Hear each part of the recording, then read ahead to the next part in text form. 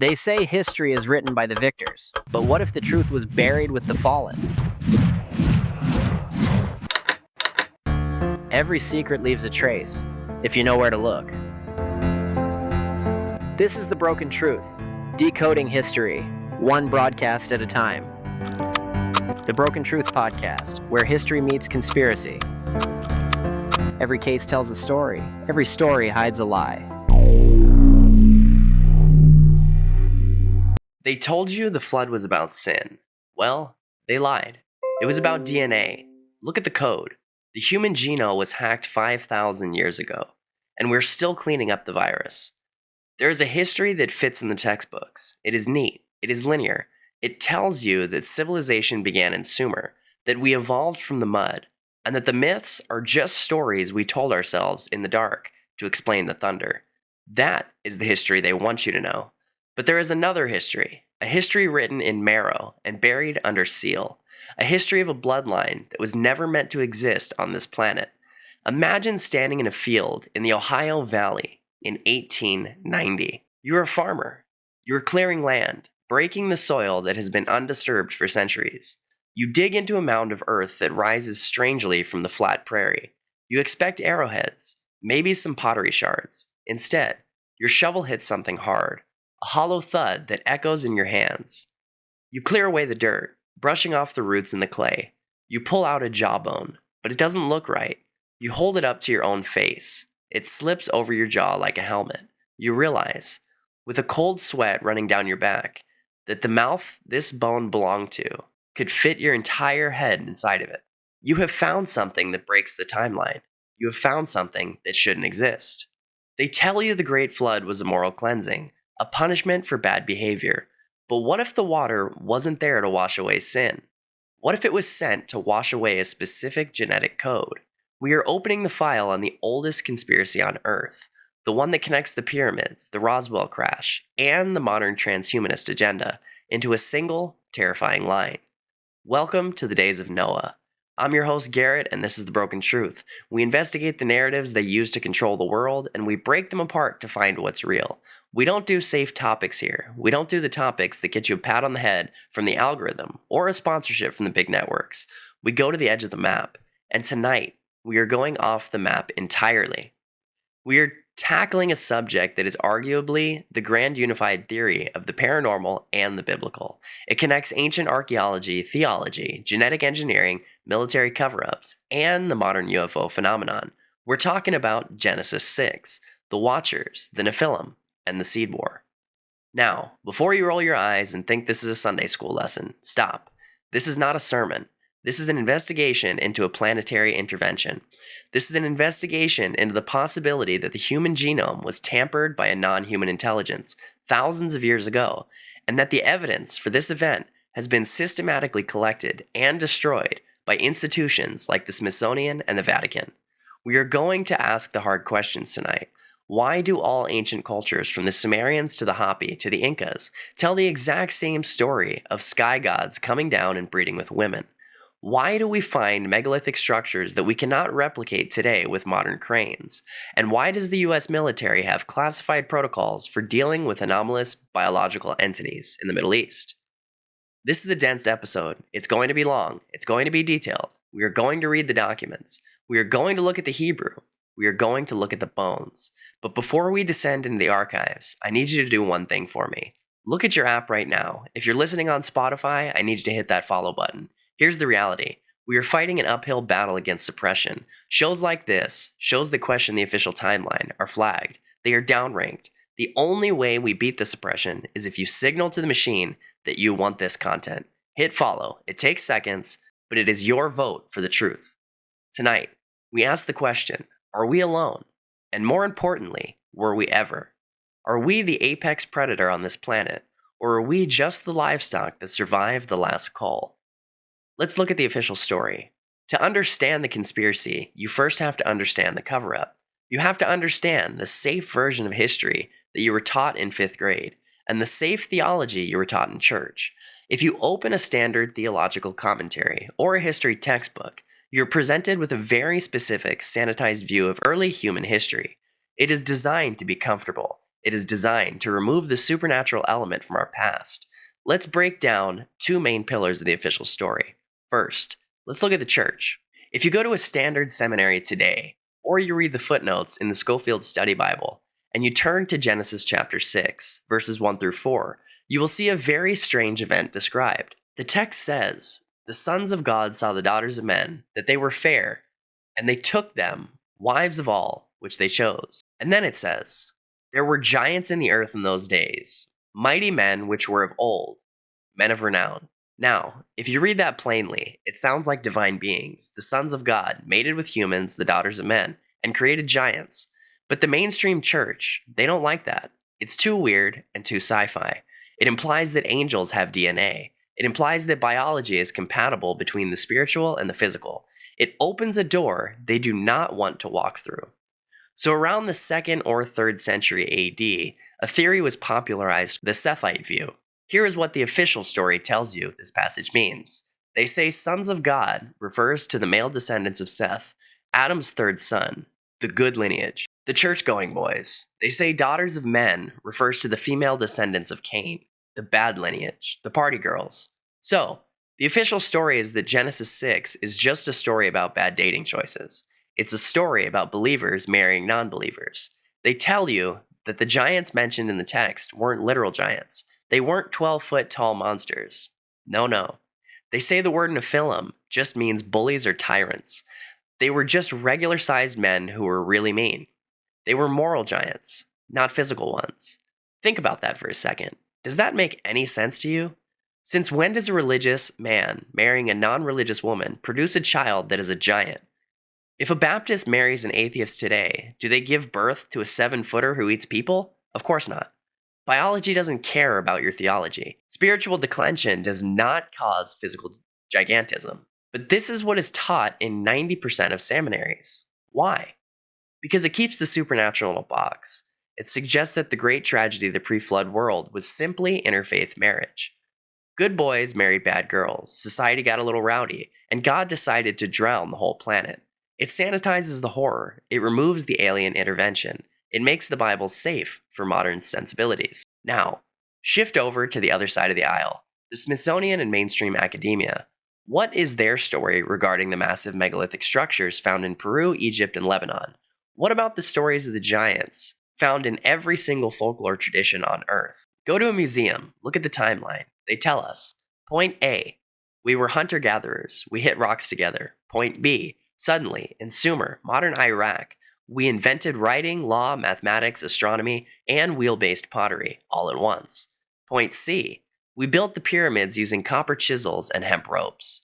When you ask them about the anomalies, when you ask, hey, how did they cut that 1,000-ton block of granite in Baalbek with a copper chisel? They give you the official explanations.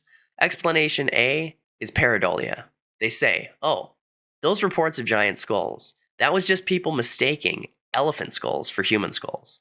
They say the hole for the elephant's trunk looked like a single eye, so the Greeks invented the Cyclops. It's a cute theory. It treats our ancestors like idiots who couldn't tell the difference between an animal and a human. Explanation B is acromegaly. They say, okay, maybe some large bones were found, but those were just genetic defects. They claim these were isolated causes of pituitary gigantism, like Andre the Giant or Robert Wadlow. But here's the problem with that. Pituitary gigantism makes you weak. It makes your bones brittle. You can barely walk. You die young. The legends of the ancients describe these giants as warriors, kings, destroyers, men who could run down horses and tear apart lions. That is not acromegaly. That is a different species. Finally, they use the ultimate weapon of the official story, the word myth. They say the Greeks had titans, the Norse had Jotun, the Native Americans had star people, the Sumerians had the Anunnaki. They tell you these are all invented stories. They say the human brain is wired to fear large predators, so every culture independently invented a story about big scary men to frighten children into behaving. They want you to believe that thousands of cultures separated by oceans and thousands of years all hallucinated the exact same specific details by coincidence. They want you to believe that the history of the world is purely human, that we have always been in charge, that we are the only intelligence here. That is the safe zone. That is what you are allowed to believe to get your PhD. This is what you're allowed to preach to keep your ordination. It requires no terrifying implications. It requires no non-human intelligence. It requires no conspiracy. But there's a problem. The evidence doesn't fit the official story. The text doesn't fit the official story. And the bones definitely do not fit the official story. So if we take a sledgehammer to this narrative, what do we find underneath? What happens when we stop reading the English translation and start reading the original Hebrew?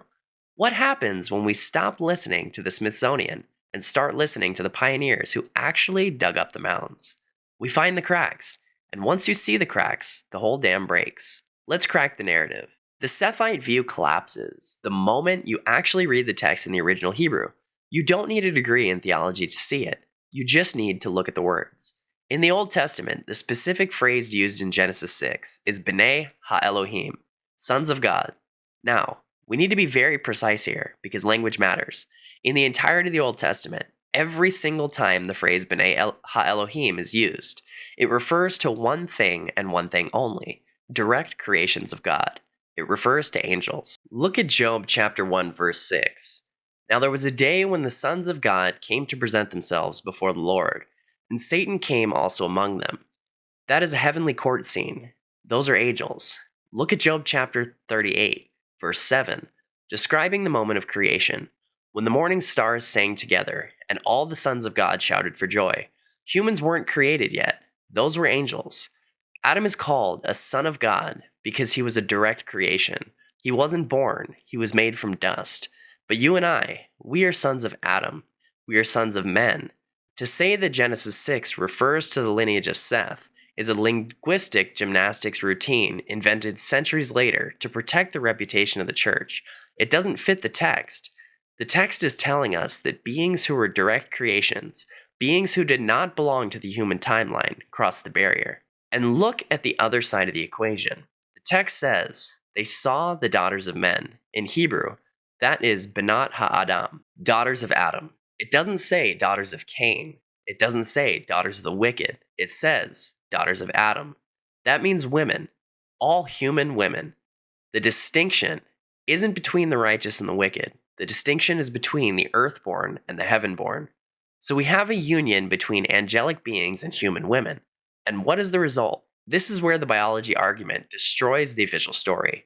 The offspring of this union were called Nephilim. The root word there is nephal. It means to fall. The fallen ones, or those who cause others to fall. But let's look at how the ancient world understood this story. 300 years before Jesus, 70 Jewish scholars translated the Hebrew scriptures into Greek. This is known as the Septuagint. When they came to the word Nephilim, they didn't translate it as tyrants. They didn't translate it as aristocrats or bullies. They translated it as gigantes, giants, earthborn. Why would they do that? These scholars knew the Hebrew language better than any modern professor at Yale or Harvard. They understood the oral tradition. They knew that the Nephilim were monsters.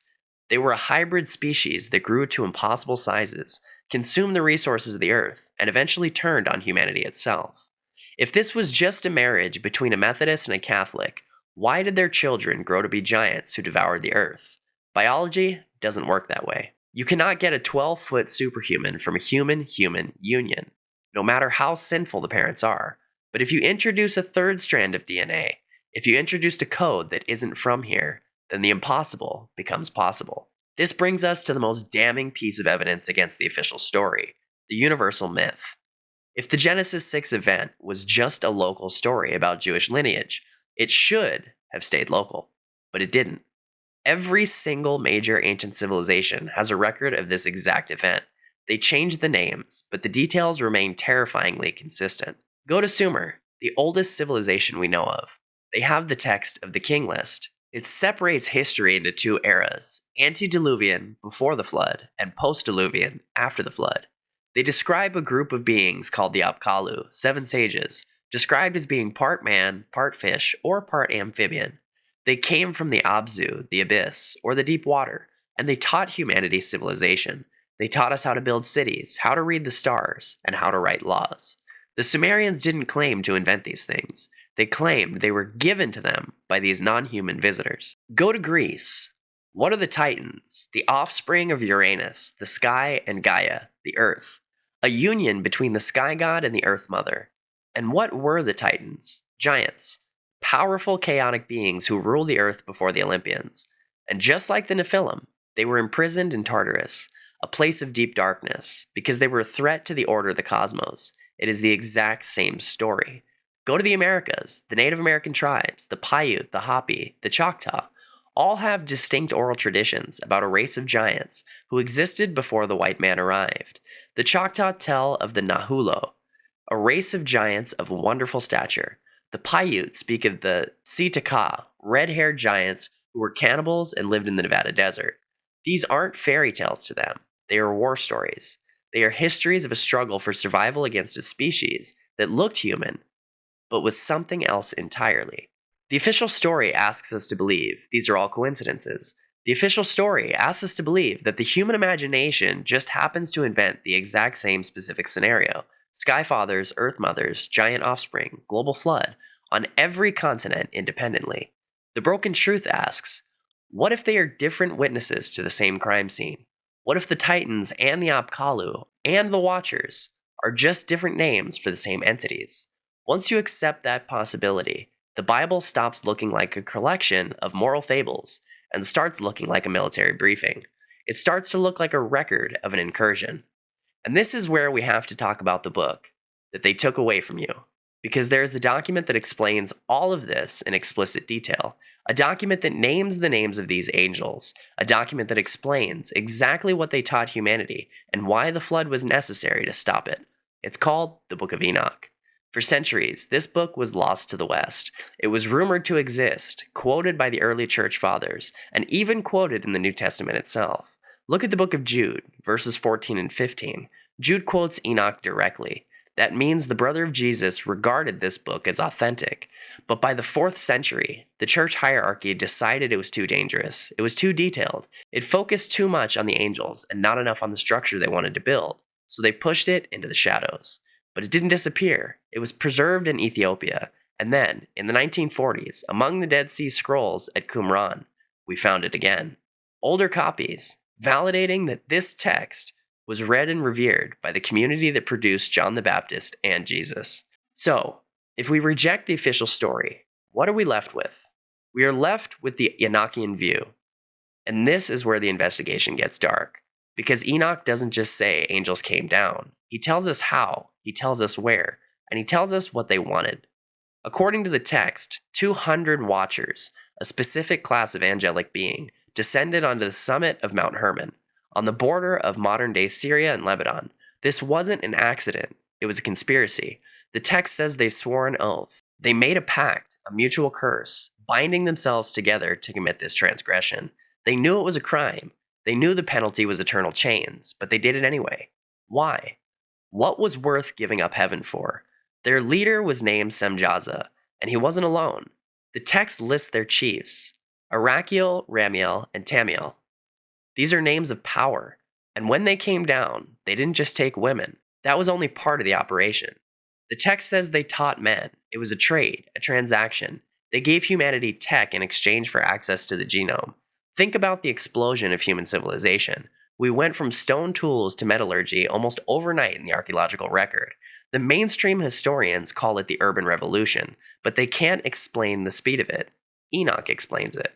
He says the Watcher named Azazel taught men to make swords and knives and shields, and also breastplates. He taught them the art of war. Before this, violence was personal, a rock, a stick. Azazel introduced industrialized killing. He taught us how to pull metal from the earth and turn it into death. He says Semjaza taught enchantments and root cuttings, pharmakia, sorcery, the manipulation of consciousness, and the manipulation of biology. He says Kokabel taught the constellations. Barakajal taught astrology. They taught humanity how to look up and read the code of the stars, not to worship the creator, but to predict future and seize power. The sudden explosion of human capability wasn't slow evolution. It was an injection of forbidden technology. We were given weapons we weren't mature enough to handle. We were given knowledge that we didn't earn. And in exchange, the Watchers took what they wanted: the women, the DNA, the bloodline. The result was the Nephilim. And we need to understand what these beings were. They were not just tall people. They were a hybrid species. They were not fully human, and they were not fully angel. They had no salvation because they were not part of Adam's race. They were a genetic abomination. The text says they consumed all the acquisitions of men, and when men could no longer sustain them, the giants turned against them and devoured mankind. They began to sin against birds and beasts and reptiles and fish, and to devour one another's flesh and drink the blood. This is the nightmare scenario that the Sunday school version leaves out. The pre-flood world wasn't just people being mean to each other. It was the Jurassic Park scenario. It was a world overrun by apex predators that looked like us but were stronger, faster, and hungry. It was a world where the human race was being hunted to extinction by its own replacements. This is why the flood happened. Genesis 6 verse 9 says Noah was perfect in his generations. The Hebrew word there is tamim. It is the same word used for a sacrificial lamb. It means unblemished, physically pure. It doesn't mean Noah was a nice guy who paid his taxes. It means Noah was one of the last men left on earth whose DNA hadn't been corrupted by the Watcher incursion. The flood wasn't just a judgment. It was a quarantine operation. The human genome had been hacked. The virus was spreading, and the water was the only way to sterilize the lab. Noah was the backup drive. He was the last copy of the original file. But here is the terrifying part. The text says there were giants in the earth in those days, and also after that. And also after that. How? If the flood destroyed everything, how did the giants return? How did we get the Anakim, the Amim, and the Rephaim that Joshua fought in the Promised Land? Did the Watchers come back? Or did something survive the water? This is where we move from ancient history to the evidence you can touch. Because if these beings existed, if they built cities and fought wars, they would have left bones. They would have left ruins. And the powers that be have spent the last 200 years trying to hide them. We are about to open the vault on the Smithsonian. We are about to look at the newspaper reports that you are never meant to see. If you value this level of research, if you want to know what they are hiding in the basement of Washington, D.C., tap follow on Spotify. It means this investigation reach more people who are waking up. We are going into the archives.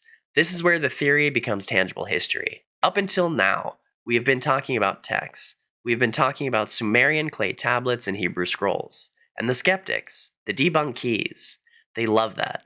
Because texts are open to interpretation. They can say, oh, that's just a metaphor, or it's just poetry. But bones? Bones are not a metaphor. A femur that is 30 inches long is not poetry. It is biological fact. And this is where the investigation moves to a crime scene that is much closer to home. We are not going to the Middle East. We are going to the American Midwest. We are going to the Ohio Valley. We are going to the deserts of Nevada. Because the United States of America sits on top of the largest graveyards of this hybrid species in the world. Let me take you back to the 19th century. Manifest destiny is in full swing. Settlers are pushing west. They are cutting down forests. They are plowing prairies, and they are digging foundations for new towns. And everywhere they go, from West Virginia to Wisconsin, from Kentucky to Tennessee, they encounter the mountains. These weren't just piles of dirt. They were complex geometric earthworks. Circles, squares, octagons, some of them covering acres of land. Some of them aligned perfectly with the moon and the stars. And when the settlers dug into them, they didn't just find arrowheads. They found the builders. Now, I want you to read the reports. These aren't from conspiracy blogs. These aren't from the National Enquirer. These are from the reputable mainstream press of the day, the New York Times, the Scientific American, the Washington Post. County historical records. Back then, there was no centralized control over archaeology. If a farmer found a giant, the local newspaper reporter came out, measured it, took a picture, and printed the story. It was news. It wasn't forbidden. Yet. Let's look at the file. Exhibit A. The New York Times, May 4th, 1912. The headline reads, Strange Skeletons Found in Wisconsin. The article states, the discovery of several skeletons of human beings while plowing a mound at Lake Delavin indicates a race of men heretofore unknown. The heads, presumably those of men, are much larger than those of any race inhabited America today. From the bones of the nose to the cheekbones, the skull seems to approach the likeness of the monkey, but the height varies from 7 to 9 feet. Did you catch that? 7 to 9 feet. Now, a 7-foot man is rare, an NBA player, but a 9-foot man, that is beyond the scope of normal human variation. And notice the description of the skull: sloping forehead, likeness of the monkey. This isn't a normal Native American skull. This is something else. Exhibit B, the San Antonio Press, July 30th, 1930. Sorry to interrupt your regularly scheduled podcast, but this episode is brought to you by the Broken Truth merch. Support the show. Wear the truth. Official Broken Truth podcast merch is live now. Links in the description. And since you've made it this far in the episode, comment hashtag Broken Truth and leave us a 5-star review on your favorite platform. Because when you speak up, the algorithm listens. And so does the world. WPA workers unearthed a prehistorical burial ground in varying depths. The skeletons were described as being of enormous size. One of the skeletons measured 7 feet, 7 inches. Exhibit C, the Charleston Daily Mail, October 22nd, 1922. One of the most interesting features of the excavation was the finding of a skeleton of a man who in life must have been a giant. He measured 7 feet, 5 inches tall. I could do this for hours. There are literally thousands of these clippings. In town histories from Deerfield, Massachusetts to Kanawha Valley, West Virginia, and the details are strangely specific. They don't just say big men, they mention specific anomalies. The most common anomaly reported is the double row of teeth. In a dragline excavation in the Midwest, reports surfaced of skulls with full double set of dentition, an extra row of teeth behind the first. Now, in modern medicine, this is a rare condition called hyperdontia. It usually results in a messy, crowded mouth. But these skulls, they describe the teeth as perfect, aligned, a grinding machine designed for a different diet. Another common detail: 6 digits, 6 fingers on each hand, 6 toes on each foot. This is called polydactyly. Now, pause. Where have we heard about 6 fingers and giants before? Go back to the Bible, 2 Samuel chapter 21, verse 20. It describes a battle against a giant of Gath. And there was yet a battle in Gath, where was a man of great stature, that had on every hand 6 fingers, and on every foot 6 toes, 24 in number, and he also was born to the giant. The Bible links gigantism with 6 fingers. The American reports from the 1800s link gigantism with 6 fingers. Are we supposed to believe that 19th century farmers in Ohio were cross-referencing obscure verses in 2 Samuel before they reported their findings to the local press? Or were they just describing what they saw in the dirt? So the question is, where are the bones? If there were thousands of skeletons found, where are they? Why aren't they in the high school biology labs? Why aren't they on display in New York? Enter the Smithsonian Institution. Established in 1846, this institution was created to be the guardian of American history, but almost immediately, it became the gatekeeper. In 1879, a man named John Wesley Powell was appointed as the director of the Bureau of Ethnology at the Smithsonian. Powell was a strict evolutionist. He was a man of his time. He believed in the linear progression of human history: savages, then barbarians, then civilized men. He had a problem: the mounds. The sheer engineering genius of the American mounds, perfect circles, complex astronomy, didn't fit the narrative that the Native Americans were savages, and the giant bones found inside them, they definitely didn't fit the narrative of evolution. So Powell issued a doctrine. It is known as the Powell Doctrine. The official stance on the Smithsonian became this: no Native American tribes were to be credited with advanced metallurgy, writing, or engineering, and any anomalous finds, anything that didn't fit the standard timeline, were to be classified as hoaxes or misidentifications. We have whistleblower accounts, reports from people who worked within the system, that detail what happened next. When a report of a giant skeleton came in, the Smithsonian would send a team. They would arrive at the farm or the excavation site. They would secure the find. They would crate up the bones. They would tell the farmer, "Thank you for your service to science. These will be displayed in Washington." And then the bones would disappear. They were never displayed. They were never cataloged in the public record. There are letters. In the Smithsonian's own archives, you can find responses to inquiries where they admit to having these bones, only to later claim that they were lost or crumpled to dust due to poor preservation. But there is a darker rumor, a persistent allegation that in the early 20th century, a barge loaded with crates from the Smithsonian took a trip into the Atlantic Ocean and dumped thousands of anomalous artifacts into the deep water. Why? Because to admit the existence of the giants is to validate the Bible. To admit the existence of the giants is to admit that the history of humanity is not a clean, upward slope of evolution. but a messy, terrifying war between competing bloodlines. But they couldn't hide everything. Some places were too remote, some stories were too loud. Let's go to Lovelock, Nevada. In the desert, about 80 miles northeast of Reno, there's a cave. It's called Lovelock Cave. For generations, the Paiute Indians of that region told a story.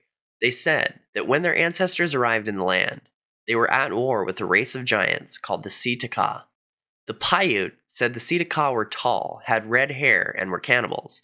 They said these giants would snatch up the Paiute children and eat them. The war lasted for years. Finally, the Paiute tribes banded together. They cornered the last of the Sitaka in this cave. The giants refused to come out, so the Paiute piled brush at the mouth of the cave and set it on fire. They suffocated them. For years, while anthropologists laughed at these stories, just a myth, they said. Red-haired giants in Nevada? It's impossible.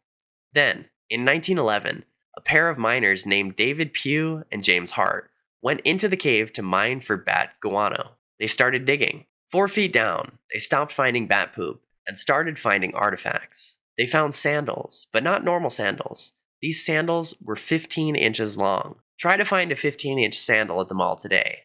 That is a size 20-something shoe. They kept digging. They found skeletons. One of them was 6 feet 6 inches, tall, but human. But then they found others. Skeletons that measured 8 feet tall and wrapped around the skulls, mummified skin, and red hair. The Humboldt Museum in Winnemucca, Nevada, still has some of the artifacts. You can go there. You can see the sandals. You can see the skulls. But the big bones, the massive femurs that were photographed at the time, are gone. When the University of California, Berkeley sent in their archaeologists, the main skeletons were taken back to the university. And today, if you ask to see them, they will tell you they don't exist. They will tell you the red hair was just pigmentation change from the soil. But the Paiute know what they saw, and the miners know what they found. Let's move from the desert to the ocean, Catalina Island. In the 1920s, an amateur archaeologist named Ralph Glidden dug up the Channel Islands off the coast of California. He claimed to have found a race of giants, men 7 to 9 feet tall, buried in royal fashion. Glidden was a showman. He wasn't a careful scientist. He actually built a museum of the island Indians and decorated the walls with bones. It was a macabre, but thousands of people saw them. There are photographs of Glidden standing next to skeletons that dwarf him. The official story on Glidden today is that he was a fraud. They say he rearranged bones to make them look longer.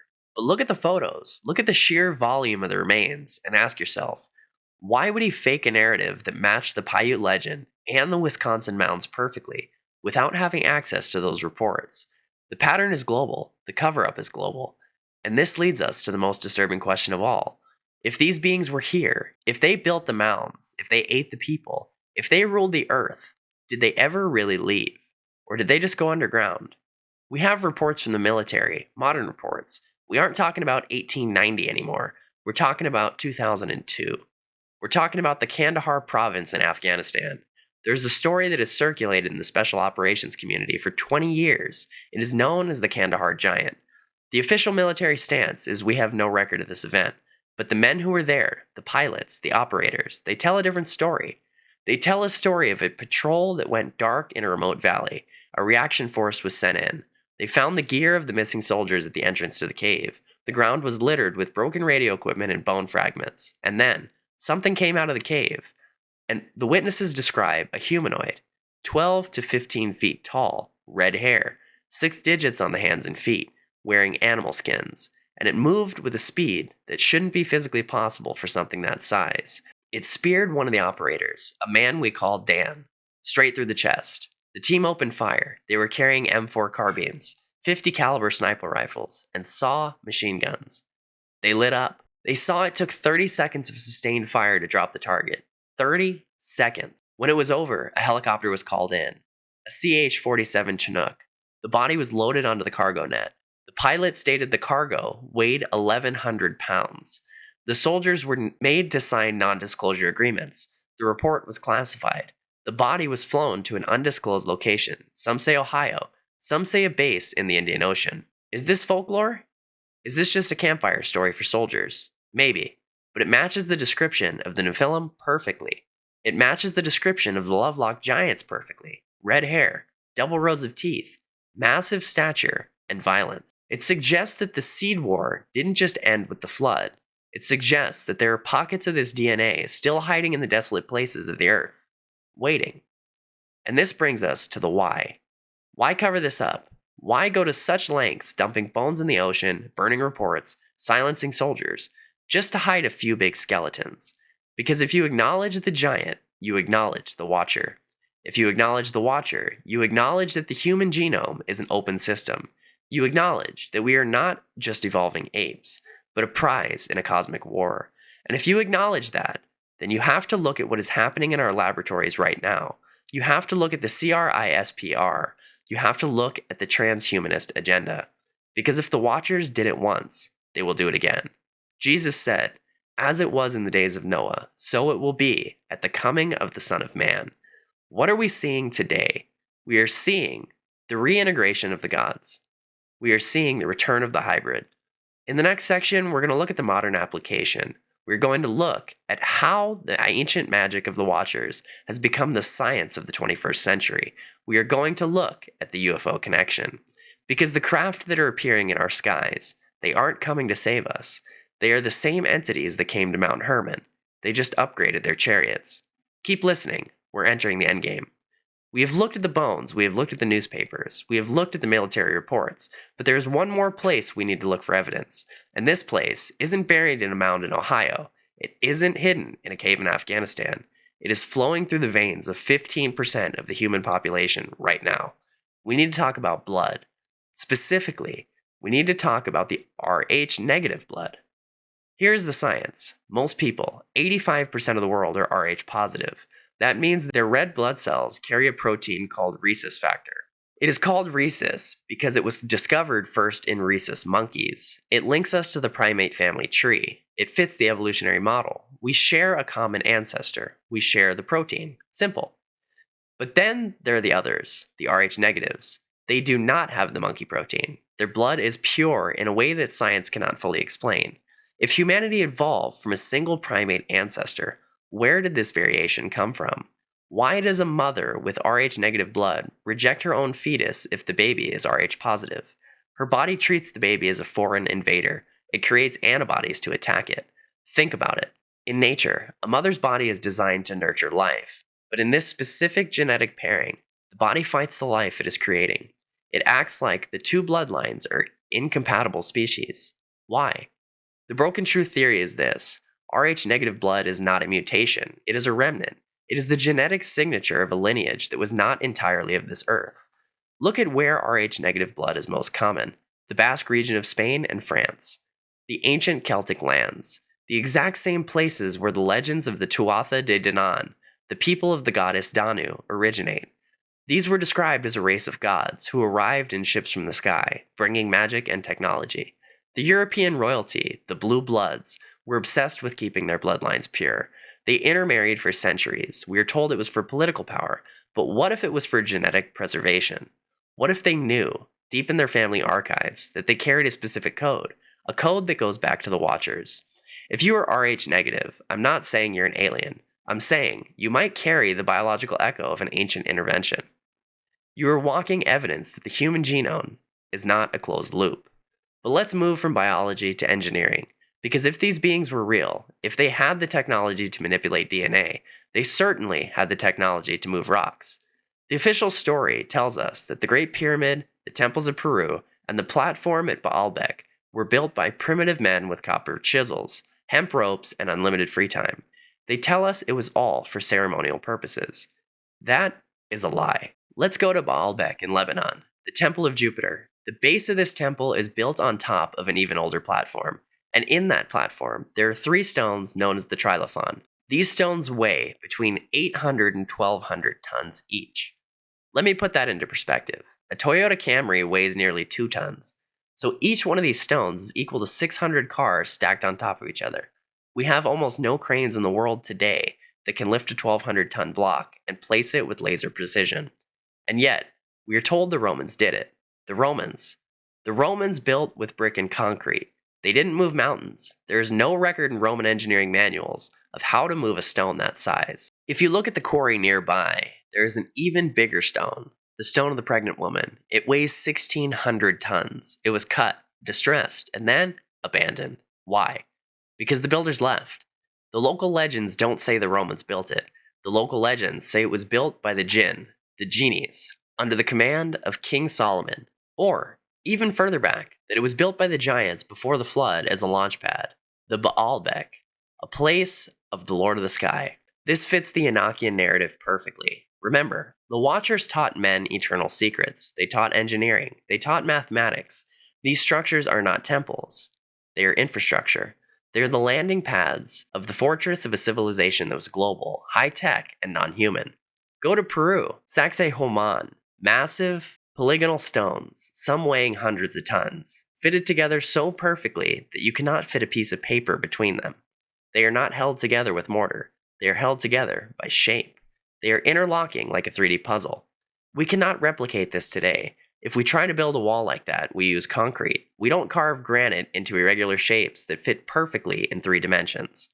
That requires a level of geopolymer knowledge or sound frequency technology that we have lost. Or rather, technology that was taken away. This brings us to the Great Deception. We have established the motive, genetic corruption. We have established the means, forbidden technology. We have established the evidence, the bones and the stones. So how does this connect to you, sitting in your car or your living room in the 21st century? It connects because the Watchers are rebranding. For thousands of years, they were called gods, Apollo, Marduk, Quetzalcoatl. Then, in the Christian era, they were called demons, incubus, succubus, the unclean spirits. But in the atomic age, they needed a new mask, a mask that fits our scientific worldview. So they became extraterrestrials. Look at the timeline, 1947. This is the key year. In 1947, a Bedouin shepherd throws a rock into a cave in Qumran and discovers the Dead Sea Scrolls, bringing the Book of Enoch back to the world. In 1947, Kenneth Arnold sees a formation of flying saucers over Mount Rainier, coining the term. In 1947, something crashes in Roswell, New Mexico. In 1947, the CIA is founded. In 1947, the National Security Act is passed. It is not a coincidence, it is a convergence. The portal opened, the knowledge returned, and the cover-up began. The modern UFO phenomenon is not about travelers from Zeta Reticuli coming to explore our planet. It is the Watchers manifesting in a form that modern man will accept. Think about the abduction phenomenon. What is the number one thing abductees report? They are taken, they are paralyzed, and then reproductive experiments. Eggs are harvested, sperm is harvested, fetuses are implanted and then removed. It is always about the genetics. Why would an alien civilization that can travel faster than light need to steal eggs from a housewife in Nebraska? It makes no sense, unless they aren't aliens, unless they are the same entities from Genesis 6, continuing the same program they started on Mount Hermon. They are trying to build a body. They are trying to create a vessel that can house them in this dimension. Aleister Crowley, the famous occultist, performed a ritual in 1918 called the Alamantra Working. He claimed to open a portal and contact a being called Lamb. He drew a portrait of Lamb. Go look it up. Google Aleister Crowley Lamb. It is a gray alien, big head, small mouth, slanted eyes. Crowley drew this 30 years before the Roswell crash, 30 years before the gray became a pop culture icon. Crowley wasn't contacting a spaceman, he was contacting a fallen angel. The entity is the same, the mask changes, but the face underneath is the same. And this is why the government disclosure is happening now. Have you noticed? The Pentagon is releasing videos. The Navy pilots are going on 60 Minutes. Congress is holding hearings on UAPs. Why now? After 70 years of denial, why are they suddenly saying, yes, they're real? Because they're preparing the narrative. They are getting you ready for the arrival. They are going to tell you that our space brothers are here to help us. They're going to tell you that they seeded us here, which is a half-truth. They're going to offer us technology to solve our problems, clean energy, cures for cancer. But the price will be the same as it was in the days of Noah. The price will be your DNA. The price will be your humanity. They're not coming to visit. They are returning to rule. In the final part of our investigation, we're going to look at the endgame. We're going to look at the mark, the machine, and the spiritual war that is being fought in your mind right now. We're going to connect the Silicon Valley obsession with immortality to the ancient quest of the Nephilim. We are almost at the bottom of the rabbit hole. Don't turn back now. Why does this matter? Why spend hours digging up old bones and reading dusty scrolls? Why should you care about what happened on a mountain in Syria 5,000 years ago? Because Jesus said, "As it was in the days of Noah, so it will be at the coming of the Son of Man." He didn't say it would be sort of like the days of Noah. He said it would be as it was. So we have to ask, what was the defining characteristic of the days of Noah? It wasn't just that people were violent. It wasn't just that they were greedy. It was genetic hybridization. It was the corruption of the human seed. It was a world where the line between man and monster had been erased. And look around you. Look at the headlines. We are walking right back into that nightmare. The broken truth is this. The war has never been nation against nation. It has never been capitalist against communist. It is and always has been a seed war, a war on the human genome. They tried to corrupt the bloodline once to stop the Messiah from coming. They are trying to corrupt the bloodline now to prevent the human race from remaining human. We are witnessing the rise of the modern watchers. They don't wear robes anymore. They wear lab coats. They wear Silicon Valley hoodies. Let's look at the 3 pillars of the new incursion. Pillar 1, the rewriting of life. We are now rewriting the code of life. With technology like CRISPR Cas9, scientists can go into a DNA strand, snip out a gene, and paste in a new one. They call it editing. I call it playing God. We are creating chimeras in labs. We are putting human brain cells into rats. We are mixing spider DNA with goats. The Defense Department is openly talking about super soldiers, soldiers who don't need sleep, soldiers who can see in the dark, soldiers who don't feel pain. What happens when you enhance a human to the point where they are no longer human? If you change the code that God wrote, do you lose the signature of the Creator? At what point does a man become a Nephilim? Pillar 2, transhumanism. The goal of the transhumanist movement is simple: to merge man with machine, to achieve immorality through technology. Elon Musk calls it Neuralink. He says we need it to compete with AI. He says we need to hook our brains up to the digital cloud. The World Economic Forum calls it the 4th Industrial Revolution. They talk about the Internet of Bodies. They want you to put the chip inside you. They want to connect your biology to the networks. This is the exact same premise the serpent gave in Eden. Ye shall be as gods. It is the exact same promise the Watchers gave on Mount Hermon. We will teach you the secrets of heaven. But the trade-off is always your soul. If you upload your mind to a server, are you still you? Or are you just a copy, a digital ghost trapped in a machine? Pillar 3, the alien savior narrative. This is the final card they play. The world is in chaos, economic collapse, war, pandemics, fear. People are desperate for a savior, and the government is slowly, carefully peeling back the curtain of the UFO reality. They are preparing you for contact. When they show up, when the ships appear over the cities, they won't look like monsters. They will look like angels of light. They will look like engineers of our future. They will say, "We seated you here. We are your creators, and we have come back to save you from yourselves." They will offer us technology to fix the climate. They will offer the medical tech to live forever, but they will ask for one thing in return. They will ask for your allegiance. They will ask you to accept their upgrade. This is the deception that the Book of Revelation warns about, the mark. It isn't just a barcode on your forehead. It is a declaration of ownership. It is a change of nature. If you take the mark, you are no longer of the seed of Adam. You belong to the beast. You belong to the Nephilim system. History is a circle. The giants are waking up. The ancient gods are knocking at the door. The question is, will you recognize them when they arrive? Or will you welcome them with open arms because they promise you safety? The floodwaters aren't coming this time. The fire is coming. And the ark isn't a boat made of wood. The ark is your refusal to compromise. The ark is holding on to your humanity. We have only scratched the surface. We didn't even get to the megaliths of the ocean floor or the genetic anomalies of the Paracus skulls. The world is stranger, darker, and more magical than they told you. The bones are there. The texts are there. You just have to be willing to look. If you made it this far, you're part of the resistance. You are the remnant. Hit the follow button on Spotify right now. Turn on the bell for notifications. They can shadow ban us. They can hide us from the search results, but they can't stop you from listening if you're subscribed. We need you in this fight. Share the episode. Send it to 3 people who are asleep. Wake them up. I'm your host, Garrett. This has been The Broken Truth. The Seed War is on. Stay human. In a world built on hidden histories and half-truths, we've only just begun to peel back the layers. Because what you've heard tonight was never meant to be known. But you we're meant to find it. If you're ready to go deeper, leave us a review, comment your thoughts, share this episode, and step inside the archives. Join the inner circle, where the real evidence is kept. This is the broken truth, because the truth isn't whole, it's broken.